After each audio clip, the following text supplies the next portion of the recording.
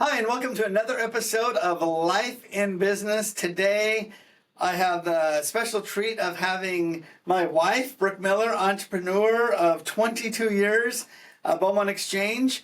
Let's just jump right into it.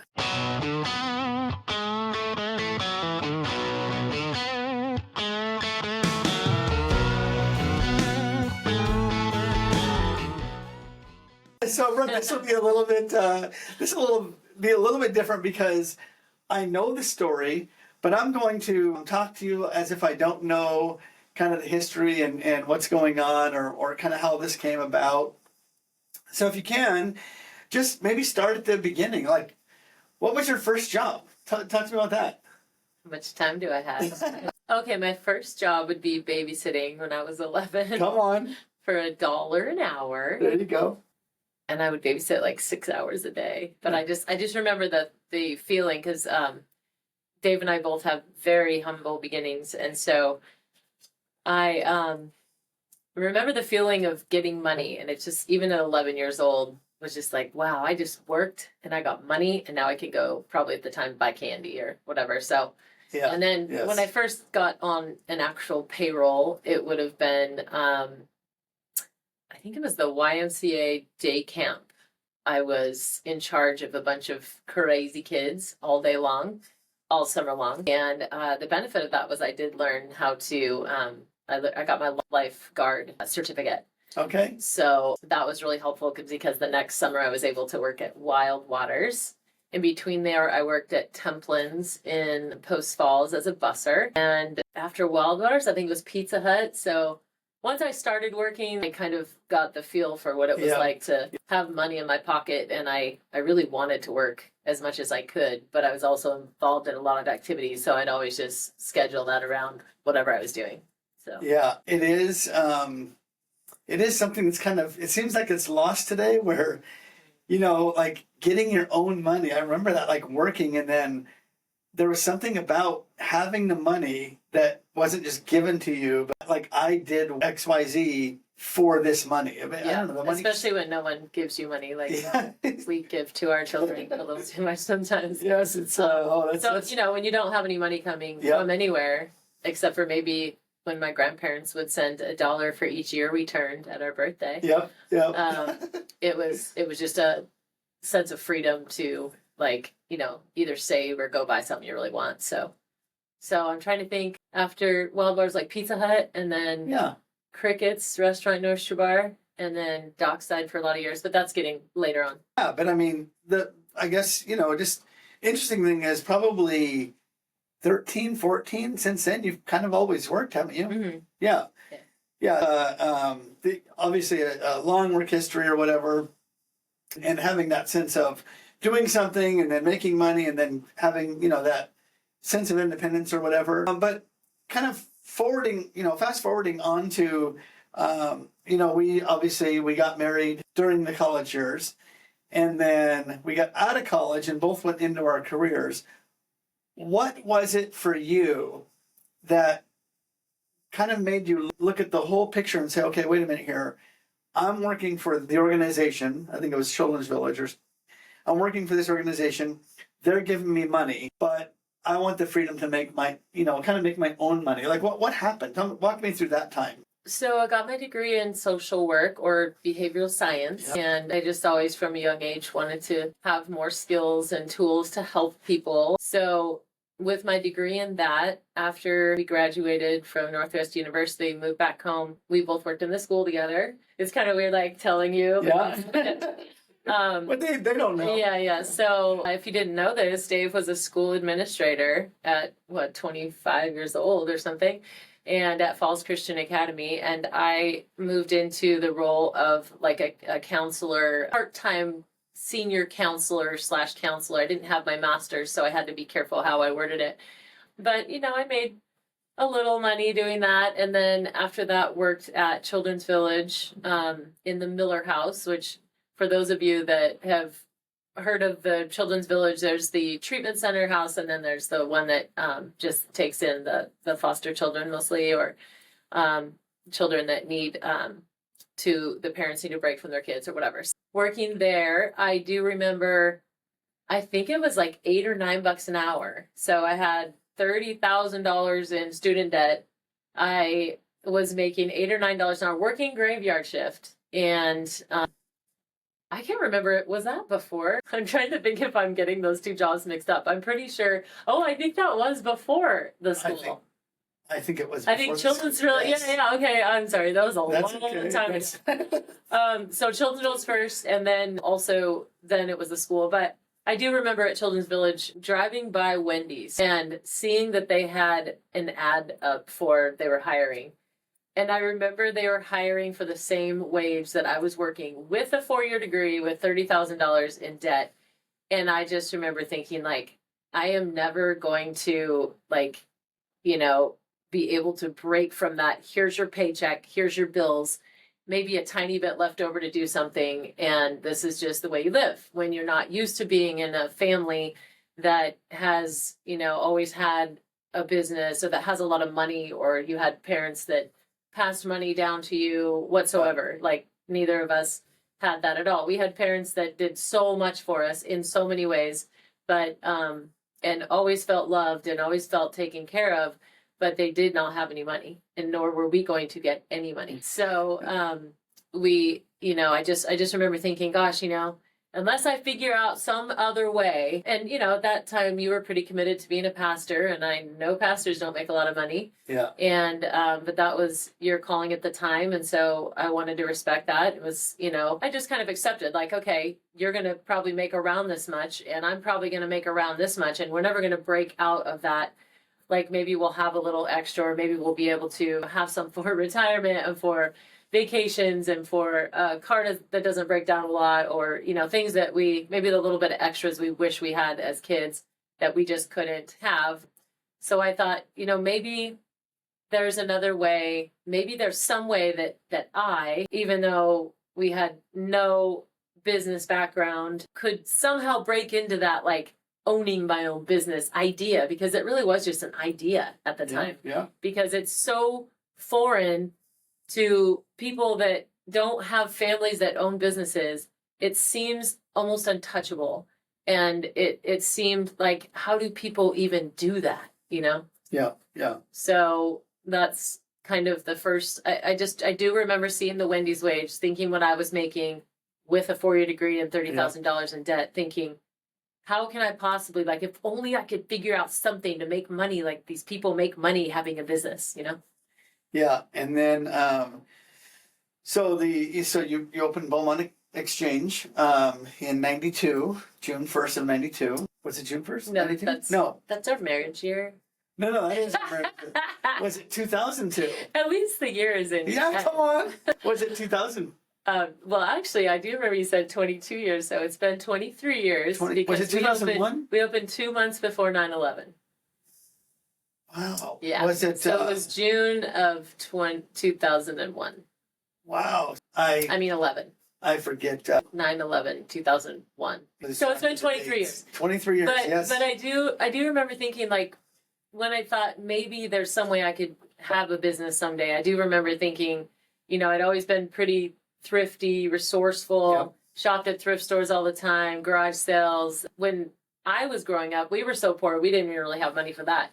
We were the family that people would give their, clothing to. Like, oh man, we've got some extra clothes, let's drop it off at the Larson house. I'm sure they need it. 6 kids, And so I do remember thinking, if I did anything, like, maybe I feel kind of like I could do something with clothing. And then I remember when we were in college, other than thrifting a lot, I did go to Buffalo Exchange, which is similar to my business model. I remember a friend at college told me, yeah, the thrift stores are great, but there's this one place that you can go in and everybody's already sorted all these clothes. So they're going to be in style. They're going to be, for the most part, they check for stains and all that kind of stuff. So you should check that out. So I remember going in there and I was just like, okay, this is great, because also you could go to your closet and pull out some things you didn't wear anymore, and you didn't even have to have money to go shopping. You could just, in a sense, trade. And I thought, man, I wish Coeur d'Alene, at that time we didn't know we were moving back, but I do remember thinking that our area didn't have anything like that, and that maybe that could be the ticket to do that, So when fast forward a little bit when we got back home and, we lived in Post Falls. I had that little thing in my head, it just wouldn't die. Like maybe we could do this. Yeah. And, thankfully you always had a steady job and you kind of gave me the green light when I was like, man, I think we can do this. I think we can figure it out. I would go into Buffalo Exchange, back to Seattle and trips, take little notes, like, oh, that's how they do that. And that's how they do that. I never had a business course in my life, but I thought, you know what, if other people can do this, I can do it. And I've always kind of had that attitude of like, I can figure it out. Yeah. So, kind of got the green light from you, like, yeah, maybe, I can, my job will pay the bills. And, if you want to try this, go for it. I started talking to my friends about saving their clothes. I'll buy clothes from you, going to garage sales. Dave was super happy about storing garbage bags of clothes in our garage to kind of, get ready for it. We just looked at are we into the when it started now? Yes. So we looked into some little buildings, which we didn't know anything about. I didn't know anything about commercial leases. I sure as heck didn't. Getting a real estate agent for that, or you're just like, okay, well, what's something that's cheap enough we can afford and might work. I don't know. We had to figure out where to buy racks because there was no, Google, there was no Amazon, Right. There was no, really, it was, to buy store fixtures. The internet was hardly even functional at that time. Right. So we found a place in Spokane Fixtures, that we could go in and buy some hangers and racks, and we just kind of bought some tags from them. We bought a lot of things from them back in the day before we could get online. So we found that spot and we thought, okay, look at the budget. We could, if we could just make this much our first, I think we didn't have any money saved at that time either, because we had just bought a house, we had our little cars, we had our college debt, and Bailey was 3 at that time. Yeah, she was. And so I tried to get a small business loan. I didn't really even know anything about small business loans, but I know I needed a business plan. So Google was around enough to Google search how to write a business plan. So I just kind of faked it as much as I could, took it into the small business loan place. They were pretty much laughed me out of there thinking, so you want to open a thrift store? Okay. And then, they shot me down. So I remember writing a letter to my grandparents and telling them about my idea and asking for $5,000. And so I told them I'd pay them 8% interest or whatever it was at the time. Yeah. And they gave me a loan.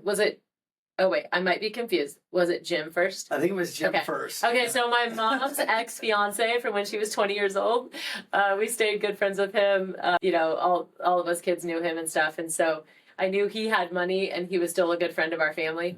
So I think that was who I asked for the loan from. It was. My grandparents was later. And so he ended up giving us a loan for the $5,000. So we started that store with $5,000. $5,000, yeah. And it was I think, what was our rent? 800? I think it was 800. So I think it was 800 square feet, and it was 800. It was like $1 a square foot or something like that. Yeah. So you open the store, and hung an open sign up, and people started shopping there. Yeah. Press did a little article on us, and it was just like, okay, here we go. And we were open about 6 hours a day, and I would take Bailey with me.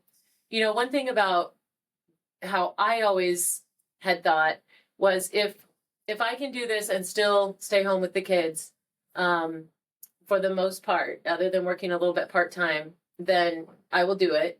But if it meant that I was going to have to put them in daycare for 8-10 hours a day and miss their activities and not be able to do the field trips and the mommy dates and the whatever, then I just, for me personally, didn't want to do that. So right away I hired someone to come in and work the last 3 hours of every day. Or I think before that even, I traded with my sister Maura, who was also wanting to scale her teaching back to half a day because she had a 3-year-old at the time as well.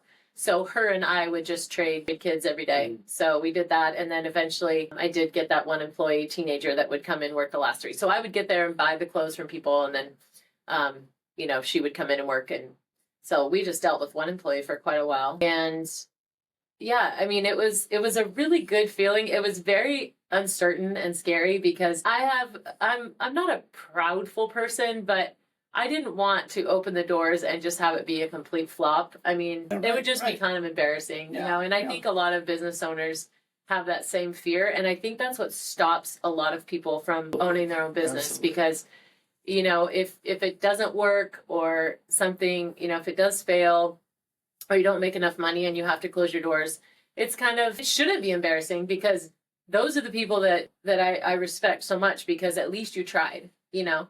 And I think a lot of times, you know, people who open a business and they fail, they still have to remember that, you know what, you're far ahead of a lot of people because most people didn't even have enough courage to start that business. You did, and you may have failed, but you learned so much through that process that the next time you try something, you're going to hopefully succeed. If not, you try again and try again. And I love that saying that talks about how courage is a muscle, that if you don't use it, it doesn't, it just gets wimpy. But if you, it kind of ties in with that. So if you have the courage to risk things like that every time you want to try something new, whether it's a business thing or whether it's something else in your life, you get more courage to do it once you step out and risk, you know. And I always thought this too, like I heard an analogy one time about a little 90-year-old, you know, like what do you want to do when you're 90 years old and you're sitting in the rocking chair and thinking about your life, and would you sit there and be like, man, I wish I would have done this, I wish I would have done that? Or would you rather have said, I'm so glad I tried this, even if I failed, I'm so glad that I didn't always wonder what that would be like. Right. So I remember that kind of driving me a little bit at that time. You talked about being able to, you know, with our kids, being able to be there with them, bring them to work, and that's why all of the stores have a play area, and that's why life has a play area. But you know, this is called Life and Business, and we spell life LYFE. And the reason we do is it stands for Live Your Freedom Every Day. And I find that most entrepreneurs, the freedom that pursuit gives you is a big reason why people will take the risks, and a big reason why people want to be an entrepreneur, for that freedom. Did freedom play a role in that for you at that time? Yes, because I'm not so great at following rules and being places I don't want to be. I like to set my own schedule. I do realize that, you know, sometimes in life you are bound by those things, but I thought, man, it'd just be great to, you know, if I want to be somewhere else, then even if it may hurt my business a little bit or something, I can still choose to do that. Absolutely. And also working, you know, it's hard for me to talk about this because I have so many great employees. I have about 40 employees. I have a general manager that works her butt off, and, you know, they're working essentially for me and for my business. Yes. And I really respect them for that. And I do realize that we have all the risk and all of that too. But I also love the fact that all the effort I put into it is for my business and for our family and our kids and our future, and for actually the fun I get from running a business and being able to be in the community and run the bag sales that, you know, benefit the community and all that. Respect the fact that my employees work for Beaumont and for us. I also love that I'm not working for someone else, and I'm working for ourselves. So I don't know if that makes sense. No, but perfect sense. But yeah, I think that was a lot of my motivation as far as the life, the freedom, and I did think a lot about that. I'm like, man, it'd just be so cool to be my own boss. Yeah, you know, I'm not so good at being bossed around. So I'm going to go back in time a little bit. You opened the store. You had 800 square feet. It was decently successful, like pretty early on. I had people walking in the door.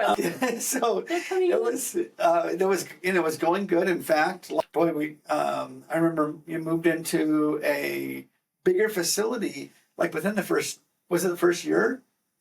Was it like within like 8 months.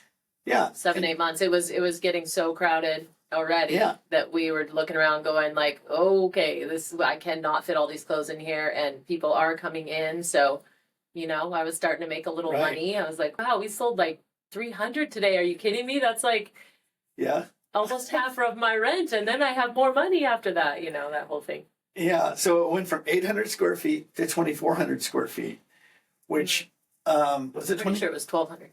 No, the big one. Yeah, I'm pretty sure it was just. Was it? Okay. I thought it was 1,200. I thought it was 2,400. I thought it was 2,000. It was the big. Maybe, I whatever don't know. It I was. get It was a confused. bigger site, more risk. A bigger monthly payment, all of that, but yet that was going good.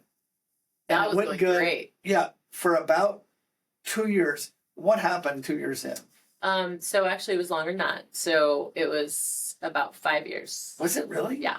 Good grief! I just forget stuff. But I was moving into that feeling of like, wow, we're going to be able to take vacations. We're going to be able to actually, like, this is actually working where I'm making, whatever, making money. I mean, you still had your job, I think. What were you doing? Pastoring at the time?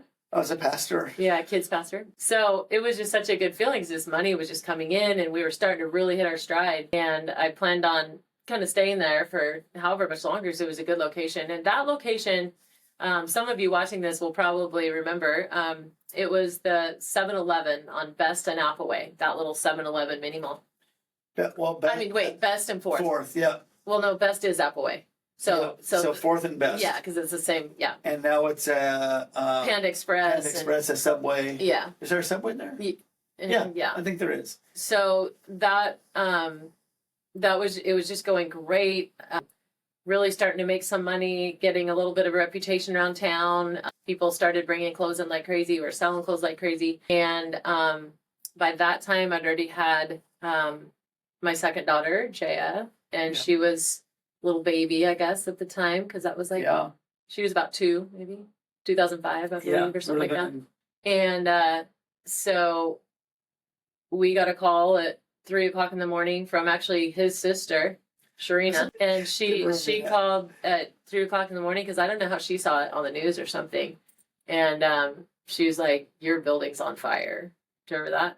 I don't remember the call. I don't remember who. I remember it was somebody. Like, your store is on fire right now. So of course we get up and turn on the news or whatever in the morning. We drove down. Like at 6 a.m. or something. Yeah. Because the firefighters were still there. They were still there. It was freezing cold. It was icy. I think one of the firefighters got hurt because he slipped on the ice. Yeah. Well, what had happened is the owners of the building had hired a non-licensed electrician to fix the heat tape in the drain spout in 7-Eleven. And I say those words carefully because this is like after all these, after a lawsuit and everything else. So they had hired a non-licensed electrician to do that. He did it wrong, and the entire ceiling above all those businesses caught fire. So our store didn't essentially completely burn down, but the entire ceiling burned down, and all the insulation came down and all of that. So again, my degree's in social work, and I didn't really know much about insurance or anything like that. So when we started the business, we were responsible business owners, and we went and got insurance, and we said, hey, what do we need for insurance for this type of business? And they signed us all up for what we thought we needed because we didn't know the questions to ask. So we thought we were totally covered. So I remember even, I think in the paper, it said, something to the effect of she's doing okay because she knows she's covered with insurance, though it'll be hard to restart or whatever. And so then Monday morning, Dave and I, you and I, we were like, well, let's go find out, let's go get our money. What's our check going to be? We're going to remodel and move somewhere else. And when we walked in the door, you remember the look on their faces were just like, no. And I looked at Dave and I knew it was not good. So we walked back to the back room and they sat us down and basically told us we did not have content coverage. So we got a big 0 for all of our clothing, everything, our counter. I mean, because though everything wasn't burned up and destroyed, it was unusable. So at that point, obviously it was devastating, and we didn't have another 5,000 to start again. At that time, it was, we weren't sure what we were going to do. I had so many people in the community just, please, you have to open. They began to really love our store. And so I had so many people like, what are you going to do? Are you going to, and I would just tell them at the time, like, well, we were just starting the process of adopting our son, Kason, and we had all that going on at the same time. And so I think about 3 months later, we kind of just were like, let's just go for it, see if it works again, you know, again, taking that courage to walk through it again. Yeah. Yeah. So we had some kind of expensive jeans. I remember trying to salvage. We'd take the kids to the local laundromat and push them around the carts and dump a bunch of Simple Green in the washing machines and try to, I mean, at that point, we're literally just salvaging a couple $100 maybe just to have those jeans to start our new store. And at that point, that's when I asked the grandparents for money. Right. Did they give us $5,000 or $1,000? Yeah, we did another $5,000. Another $5,000 with interest, paid them back. But yeah, so we started back up over on Government Way by another just tiny little, probably 800 square feet again.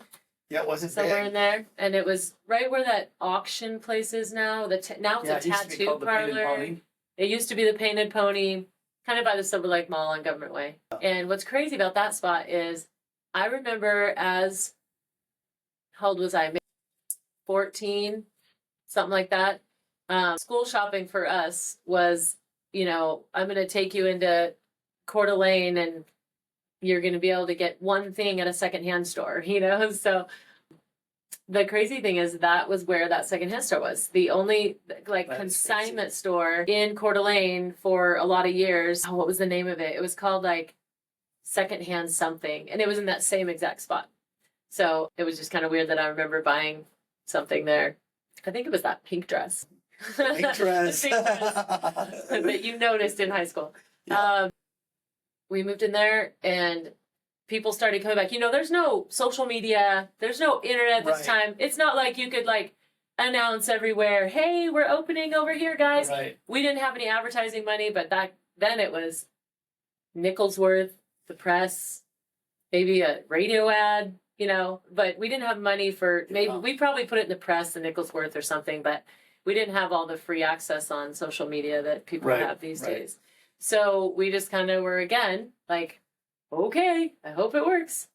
And by that time that we opened, we had got Kason by that time. So I would just bring him to work with me. And the other two girls were probably in like preschool and kindergarten or whatever at that time. And we, again, were maybe there a year. And everybody started coming back. And so we then expanded into the Painted Pony, which was right next door to that little space we had, same little mall, and really start to hit our stride there again, and started doing well, and came up to our 5-year lease, and they were going to redo Government Way, and my landlord, instead of giving me a break on rent, I think he was from India or something, he was going to our rent, and I was trying to tell him, I said, we're going to be like so much slower for an entire year. Are you sure you can't help us out? You know, and he was not budging, and he just said, no, it's going to be busier. And I'm like, yeah, in like 2 years, you know. And so that's when we decided from there to move to Ironwood, which I think was only 3,000 square feet, which at the time just seemed huge. Right, no, that was bigger than, you know. It was bigger than anything we had, but it was $3,000 a month in rent, and that just seemed like so much at the time. I'm like, how are we gonna do this?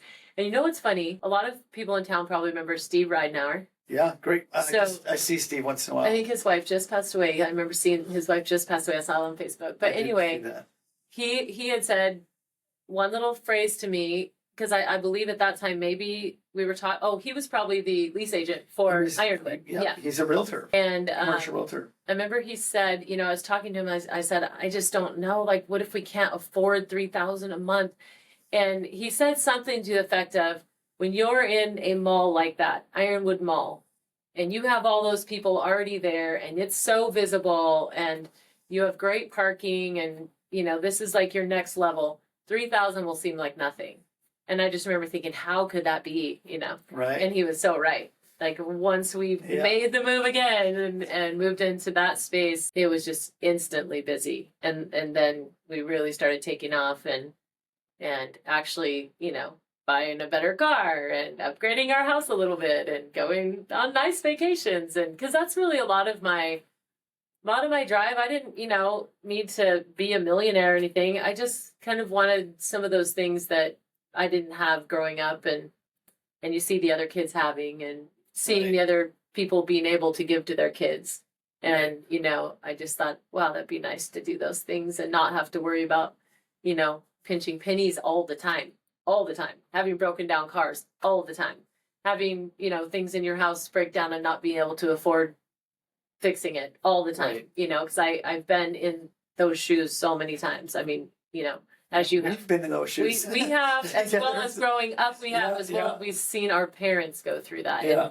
And it just, so I just thought, great, we're starting to make the kind of money where it's kind of, I feel the freedom to have employees and not be there very much. And it was, for the next 5 years, I don't know, every 5 years, I guess I have to move. After, again, being so crowded and thinking we need to expand again, that's when I made the decision from Ironwood to go out to Hayden, where it's 3,800 square feet, I guess. Yeah. Real quick, I saw Steve, gosh, about 4 or 5 months ago. Matt was playing at Life. Matt and Rebecca were playing music at Life, and he came in, and I stopped him and I just said, "Hey, Steve, I just want you to know," because I remembered that story. I said, Beaumont's, we've got 5 stores now, and it's going this and this, 6 stores, and I said, and a big part of that was when you talked to us and said, "Hey, you know what, and it's worth the risk. You guys have a following," and kind of encouraged us in the way. And so if you're watching, Steve, thanks again. I appreciate it. But just kind of backtracking a tiny bit, because you started the store. We needed to get we need to get a $5,000 loan to start the store. After it's going, we have the fire. We recover from that. It's going well. We have another situation happen that I just wanted to address a little bit, because I think it's important for people to understand that when you're an entrepreneur, one of the risks you have is when life happens, when bad stuff happens, you've got to adapt, improvise, overcome, whatever it is, and you're so good at that. Let's go into that next big situation briefly. It's all your fault. It is my fault. So I'll let you kind of take it from there. What happened and to us personally that put things on like a weird situation for a little bit? Yeah. So after the fire, I believe that was 2005, and then we got Kason right when he was born, September 2006.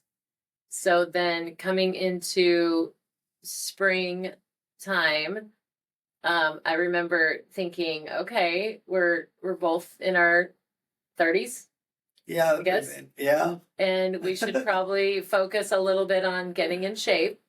So let's play soccer together. Because I was a soccer player. Dave was not. You were not. Although. But an athlete. You were an athlete. just kidding. You were an athlete. You played football, baseball, basketball, but never soccer. No. And so, but you were down for whatever. You're like, it was fun. Let's join the team. So we played in the Coeur d'Alene Park and Rec, old people league, we thought at the time. And we were probably late 30s, I guess. Yeah, when 2006. So I would have been. The math. So I would have been 97. So I would have been 2006. No. 2000. I was trying to think. 2006, 2007 is when I got hurt, wasn't it? Yeah. Yeah. So that would have been 37. Yeah. Okay. So late 30s. And we were on this team together, and my friend Libby had taken the kids, thankfully, for that game. Just kind of a random, hey, bring the kids by, Libby Alstead. So we were both playing. All I kind of remember is there was a young, like 20, 21-year-old that was very good that was playing against us. David volunteered. I keep saying like Dave. That's good. You had volunteered to be goalie because you're kind of like, well, I can stop the ball. It's kind of like football or whatever. Yeah, So when you were playing goalie, he came down full force to score, and you came out to get the ball. And at the same time he was kicking, you were sliding down to get it, and his knee caught. Do I say his knee caught you, or am I talking to people now? Yeah, we're talking this. Okay. Okay, so his knee caught you because I was like, you know the story. Yes. And his knee caught you behind your ear, right here. Yeah. Exactly. We all heard, crack, and then you went down. And at first, everyone thought, oh my gosh, he must have broke his arm, broke his nose, whatever. And then pretty soon, everybody realized that it was worse than just a broken bone. And so you went down, kind of went into a fetal position. And of course, we run over to you. And the first thing I see is blood and spinal fluid coming out of your nose and ear. And a nurse that was luckily on our team came over and grabbed a pen from somebody because you were actually already having seizures. And so she jammed the pen down your mouth to keep your tongue from choking you, And this was all happening while obviously people by that time were calling 911. It seemed like eternity before they got there. I think it was maybe 20 minutes. And, then when the fire trucks got there, they actually had to intubate you at the field. Yeah. Because they didn't know if you were even going to make it to the hospital. And so I was kind of in shock at the time, trying to, everyone was taking care of the kids, whatever. So I remember riding in the ambulance. I remember thinking like, oh my gosh, so many times you see them pass you, but you're getting over and now I'm in the ambulance, with you. Yeah. It was just very surreal. So I went to the hospital, very long night. They were trying to do your x-rays and everything else. They found out you had 21 skull fractures, and the ER doctor actually said it was the worst skull fracture he had seen where the person survived, which, you're talking about car wrecks, like whatever else. It was just crazy to me that he said that was the worst one he'd seen. But you didn't have to. So that night, up most of the night, took you in the next morning. Of course, the neurologist, Dr. Dance, right? Is his name? Dr. Gans, yeah. Gans. Still Courtland, yeah. Yeah, he was there, and I remember having a conversation with them. I think it was maybe the second day. They had done a cold test, which they blow cold air into your ear and see if your brain has any response, and you had no response. And because of that, I remember he kind of had a talk with me and was just like, you need to prepare yourself. I would love to tell you that, he was very professional. Like he basically wanted to tell me there was hope, but also wanted to prepare me for if things didn't look, I think I remember him saying it didn't look real good. So, and I mean, I respect that he was being honest because when you fail the cold test and you have 21 skull fractures and all that, like it's bad. And obviously you were in a coma at that time. So, I was trying to figure out, you had done most of the bill paying, the passwords on the computer to pay all the bills, whatever. We had so many good friends and family pitching in everywhere possible. We didn't, there's no GoFundMe back then. There's no, again, there's no internet. So little by little people were finding out about it and praying for Pastor Dave, and I remember Caring Bridge. That was the one way we could update people. That was like the only kind of thing online people could sign up in their email for Caring Bridge, and they would write you letters and people were reading them to you in the hospital after you woke up and stuff. But yeah, I felt that sense of, okay, what do I do with the stores? Because I have 2 kids and a 6-month-old that we just adopted, that she was expecting a mom and a dad to raise her child. I remember thinking like that was very surreal too, like, oh my gosh, like, now she's going to be disappointed too because you might not make it. I mean, obviously we always had hope, but you're just never sure in those circumstances. And so I have to take care of them because they're all traumatized, but also take care of the store and also try to pay the bills so that, it's not like at that time even we were just coming off the fire, like financially it was tight. And so we were probably a paycheck or 2 away from not being able to pay the mortgage, not being able to pay our car bills, our insurance, everything. And so we just had people step in from everywhere. I had random friends running the store that just barely knew enough to sell things and get by with stuff. I had people taking the kids and other friends trying to break the codes on the passwords to get into the computer to figure out where to pay bills from or to. And then by about the 12th day, you woke up and at that time, you really couldn't. Well, you want to tell the story about your sign language thing. That's kind of funny. So real quick, and then I would just kind of getting back to the business side, but I woke up and I remember that You were very simple. Yeah. You were very simple. I still Your brain wasn't working, right, But I remember just being hooked up to so many machines and so many, like, literally had no idea what was going on. And I remember you thought you might have gotten a car wreck. Yeah, I thought. You're like, what happened to me? A car wreck. Yeah. And because people kept saying you've been in an accident, so obviously I think I'm a car wreck. But I remember the overwhelming thought for me at the time was, in a moment, life can change drastically. I mean, I thought, because people were talking about going to a benefit for me, I honestly thought I was dying, because I thought you do benefits for, as a pastor, I'd seen benefits for people that have died to take care of the family. Right. So I thought, okay, I'm dying. And so I wanted to tell everyone that every moment was a gift, but I couldn't talk. And somehow you had the breathing tube I had the breathing and the apparatus feeding tube. and the feeding tube, and all, it was hooked up to everything. And so I had an 8th grade teacher, Tracy Green, if you're watching, thank you so much. Tracy Green taught me sign language, and so I was literally doing the every moment is a gift sign language to people, and they didn't really, either I was doing it improperly or they didn't know what was going on, but they kind of figured it out. And so it was that phrase, every moment is a gift, because I wanted people to know that, man, every moment you have is a gift, to cherish it, because literally I thought my time on earth was probably coming. And you were just so happy to be alive at that moment. Right. And then you had the great idea of, if he can do sign language, he can write. And so I took a marker with my poor dexterity at the time and wrote every moment as a gift, and I would tell everybody. And then you wrote notes to everybody, and you're like, oh, okay, I can actually communicate a little bit. But I wanted to get into, as a business, the thing that's different is you didn't work for a company where they could say, hey, go ahead and take a few days off and deal with your family. I mean, for me, it was, the 12 days in the coma. Then I went to St. Luke's Rehab Center, was in Spokane for about a month.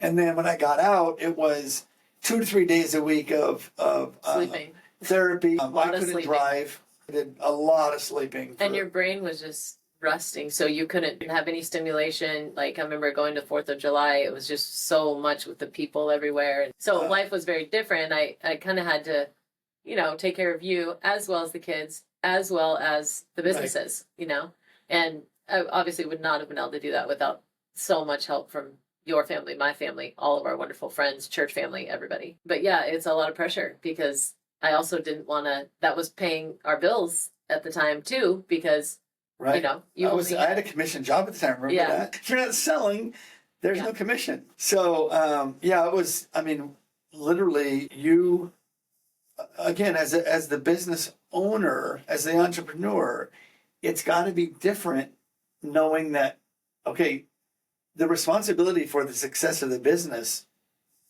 rests straight on you. There wasn't anybody else doing that. What were your thought? What was your thought process at that time? Yeah, I'm not a person that gives up easily. I just was thinking, we've already survived the fire. I really did like my job. At that time, we were already doing the bag sale for the community. I had a couple employees at the time. Right. I loved the whole aspect of it. And so I just remember thinking, even if it's just barely hanging on by a thread, it's worth not giving up, Right. So I remember just keeping going, I guess.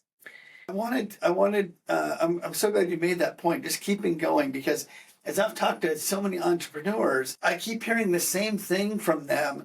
It's not, and obviously there's those entrepreneurs that they invented a widget and they sold 1 million of them in 2 months later. But man, I would say 90% or more, getting up, getting knocked down and getting back up again. And the people that seem like they survive are the people that keep getting back up and saying, you know what, I'm going to keep going. And pivot if you have to. Absolutely. Yeah. Absolutely. And I think that's so important. Yeah. Obviously we've had to do that a lot of times. So now I'm going to jump far forward. You've had the one store for quite a while, and you're thinking of, now my next step is, how am I going to grow this? Yeah. Walk me through that. Like, what was that first step of growth from the one store like, what was that next step? Well, for one, we were just getting the volume of clothes that I was getting in. I was just like, oh my gosh, we could fill so many more stores, you know? And then I thought, you know, at that time, I didn't have either the resources or the talent to really help me grow online. And so I was at one of the conferences. There's a conference for resale stores once a year. And those conferences, you know, when people talking about getting mentors, going to conferences if you can, it is very important because like in my field, I had nobody to talk to about anything because it's such a unique business. And I remember feeling alone in my business a lot because people just didn't understand what resale owners went through. And, you know, you kind of get that stigma from, you know, I've had this business for 23 years. I have 6 stores. I have a website. I feel like there is a bit of a stigma with like resale stores where the who's who in Coeur d'Alene kind of always brush me off to the side because she just owns a secondhand store, thrift stores or whatever, where I'll see these young women get these awards in town for all these business accolades. And I'm like, hey, I'm over here. I mean, not that I have to have rewards or awards, but it is a little nice to be noticed once in a while. And I think that there's definitely there shouldn't be a stigma like that.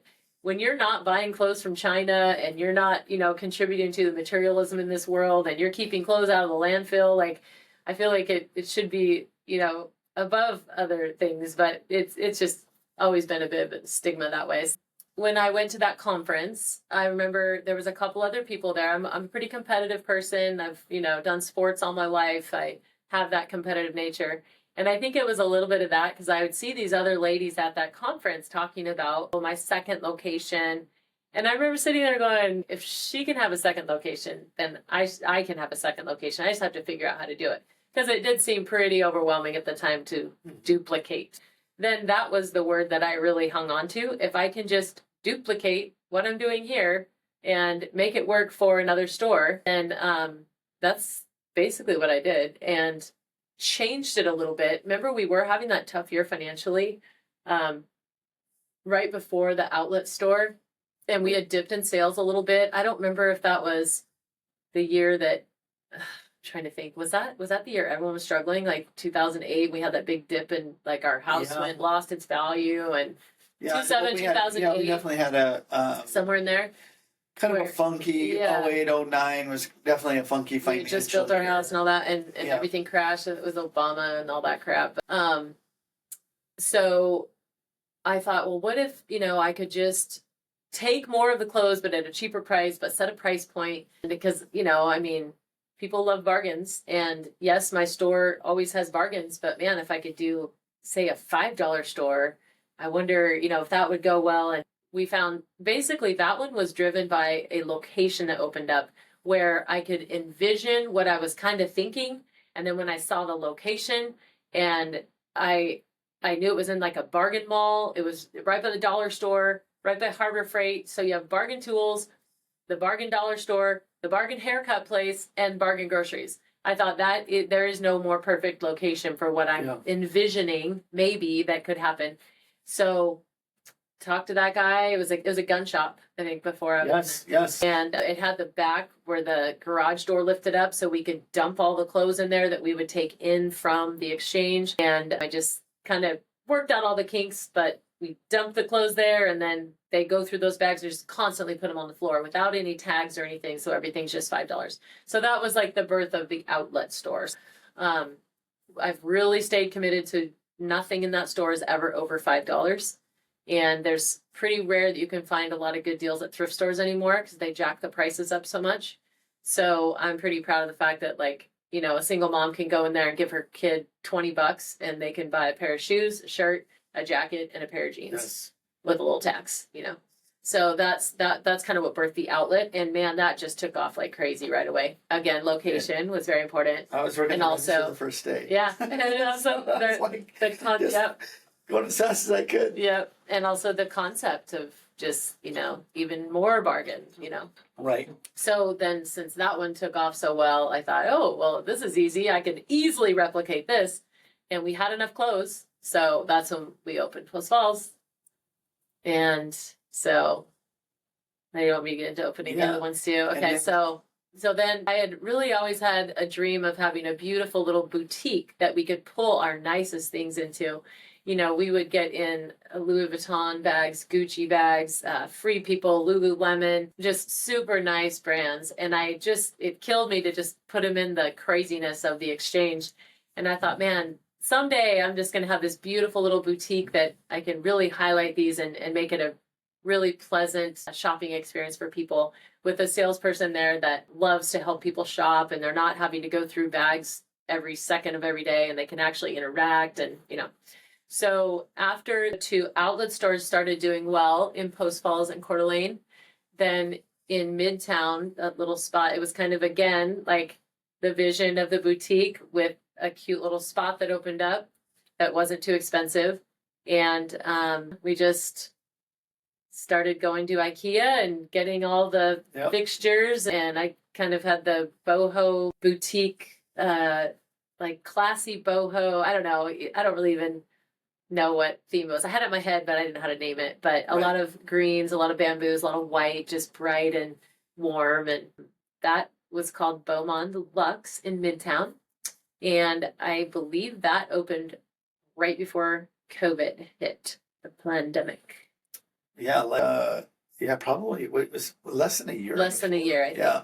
So then now, 2020 hits, and I've got 4 stores, and probably at that time 30 employees.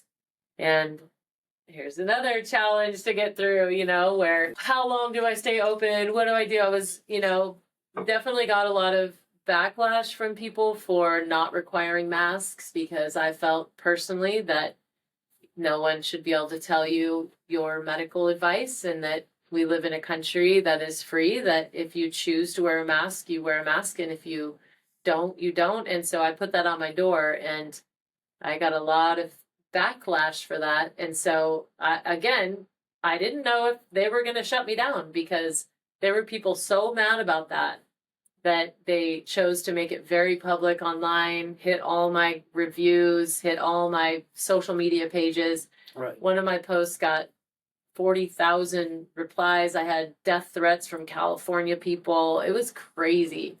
And it was all just over not requiring my employees to wear masks.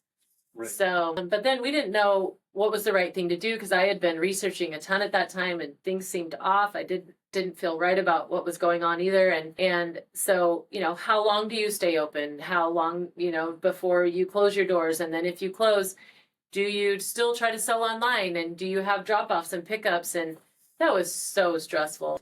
They're still requiring rent, and you still have to pay your bills. And here's the government, you just sign up for this loan and sign up for this loan, and you probably wouldn't have to pay it back. And so at that time, I did sign up for a couple loans that they pretty much promised I would not have to pay back, just to be able to get through that time that I'm now paying back. Weird how that happens. And then, and then you opened the one in Athol, the Outpost.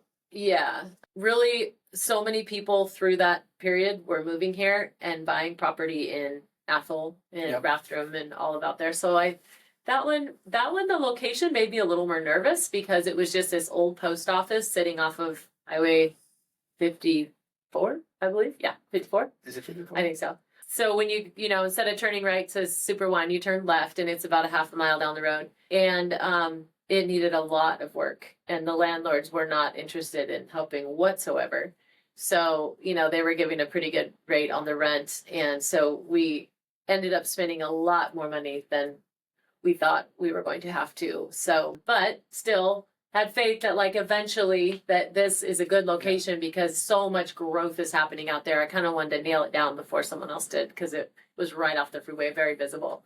So we remodeled the whole thing. And what's kind of funny is, you can only afford so much. And I still have people commenting about my landscaping out there. I'm like, guys, I don't have an extra $10,000 to landscape this building. Just be thankful that it's so beautiful inside. And they were like, yeah, I'd come, but it's just the landscaping's so bad. Okay, then just don't come. I mean, what do you say? So, but that one's doing well too. And then we opened Hayden Luxe, which I saw the location again, talked to Melissa, who the manager is out there, and we really envisioned at that time Midtown was going well, but we really found out that for the first 2 years, the Midtown did excellent. That's when everybody was coming from California, Washington to escape their states. And so we did start to see a decline at that store a little bit for people that were buying like luxury items.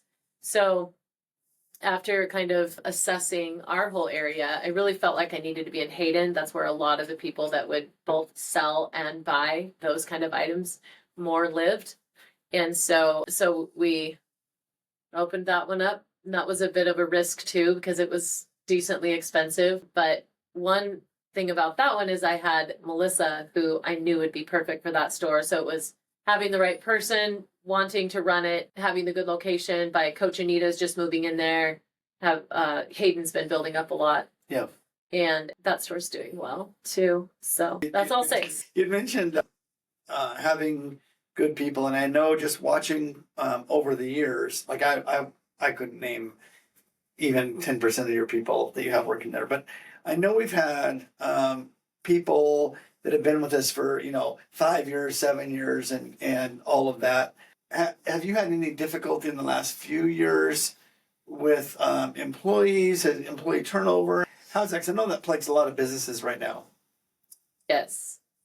And wages are a lot more than they were 3 years ago. That's been very difficult to, the people that you gave decent raises to for 5 years, they're at a wage that people are now wanting to start at. Yeah. And so you can't just hire new people at their wage because that's not fair. So you had to bump them way up and then hire people at wages that I would have never dreamed of hiring. We were doing pretty good hiring 15-year-olds at $8 an hour because it was our minimum wage was $7.25. People were like, sweet, you pay $8. And now, we struggle hiring 14, 15-year-olds for less than 12. So that's changed a lot. Just navigating the whole COVID testing and people getting sick and saying, just now I've got to be off for 2 weeks. And now, just that whole craziness. And then, but I've talked to a lot of business owners and it's changed a lot. It's gone from people really, not with all my employees, but with some employees, people basically thinking that we are lucky to have them. And we are lucky to have a lot of them. Yeah. But people maybe that we're not so lucky to have, thinking that we are lucky to have them, even just show up to work.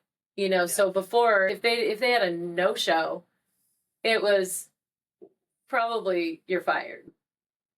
Unless there's a very good excuse. Mm-hmm. But now that person knows a lot of times that businesses are so desperate for good employees. I feel like the power's kind of changed. And so that is difficult. Most of my employees do not do that. And then the ones that do or have eventually been weeded out. But the dynamics of it have definitely changed. Yeah. And it's tough. That from a lot of, and it's also played into a lot less profit because you're paying so much more in taxes and insurance and wages. So yes.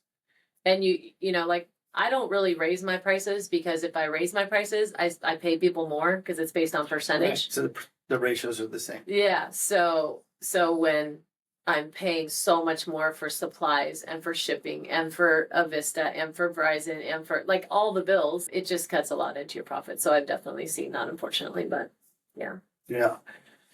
Well, it's been fun talking to you about business. It's not like we blow the breeze about our businesses that much. No, I know this story, and as I'm kind of we're winding this down or concluding this, is there anything that I didn't ask you or we didn't talk about that you'd want to mention to the people watching this? One thing I kind of think about is people often say to me, man, I don't know how you can do it. You must be so busy.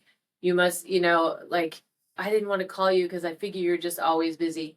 And I don't love that phrase because there's a difference of being busy and being productive. I kind of like to look at it as more try to be as productive as I can be at all times. I mean, with managing households, and we have 3 dogs. Well, with 2 dogs and a puppy, and we have a junior hire, 2 high schoolers at home, and our 21-year-old who moved back in with us.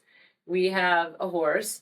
We have horse lessons. We have baseball lessons or practices, basketball practices, volleyball practices, and games and club sports and all of that. Yes, I mean, we are busy by a lot of people's standards, but I prefer to look at it myself as just being productive. Like, I don't sit around. A lot of what I do is purposeful. And when I wake up from the morning till, and entrepreneurs work way more than people think that they do. But Yes, they do. it doesn't necessarily seem like work Right. when you're working for yourself as much, I think, is what I've figured out over the years. So yeah, I'll get up, grab my coffee, check my bank account, pay some bills. That's all work, right? But it doesn't seem like it as much. But then fix breakfast, get the kids off school, make sure they have their homework, make sure that, just doing all the mom things, the parent things. It's busy, but there's something called activation energy that you can sit around and think about doing something forever. And you can think about, how am I going to get motivated to do this? Well, the best thing that you can do is to just start moving, to activate your energy and start doing something to get what you want done, instead of waiting around for either yourself to get motivated or thinking someone else needs to motivate you or some podcast needs to motivate you. One phrase that I really like is it going to be one day or day one? And you can look at that for exercise, for eating right, for being more present with your kids, being more diligent with your goals that you're trying to achieve. And so I have that in the back of my head a lot. Is it day one today, or is it just going to be so many times it's one day I'm going to do this, one day I'm going to do that, but why can't it just be this is day one, Yeah. But I do Good like stuff. the concept of that activation energy and not waiting to be motivated, whether it's starting a business, whether it's, starting living healthier, whatever it is. It's you take a step of action toward that goal.